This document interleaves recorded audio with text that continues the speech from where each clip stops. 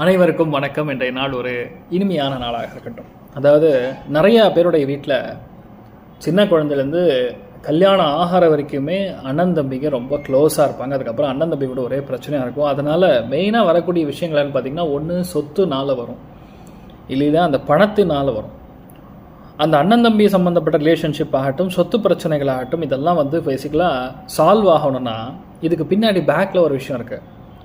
அந்த பிரச்சனை கரெக்டாக எந்த டேட்டில் எழுகிறதோ அந்த டேட்டில் பார்த்திங்கன்னா பல்லு வலி, இகிறு வலி, சொத்தப்பல்லு, இந்த மாதிரி பிரச்சனைகள் வரும். நம்ம என்ன பண்ணுவோம், அதை பெருசாக எடுத்துக்க மாட்டோம். போய் மாத்திரை போடுவோம், சரிவாயிடும் சொல்லி விட்டுருவோம். ஆனால் ஒரு பெரிய விமோச்சனக்காக வேணால் அந்த திருஷ்டி தோஷம், அந்த செவ்வாய் தோஷம், அந்த பிரச்சனைகளுக்கான பாதிப்புகளை சிம்பிளாக எளிய பரிகாரம் என்னென்னா, ஃபஸ்ட்டு நீங்கள் அந்த சொத்தப்பல்லையோ அந்த இகிரில் இருக்கிற பிரச்சனையோ சால்வ் பண்ணிங்கன்னா ஆட்டோமேட்டிக்காக இந்த பெரிய பிரச்சனைக்கான தீர்வு கண்ணுக்கு தெரியும். ஏன்னா இது தோஷ பரிகாரமாக கருதப்படுகிறது. இதை பண்ணுங்கள், நல்லா இருப்பீங்க.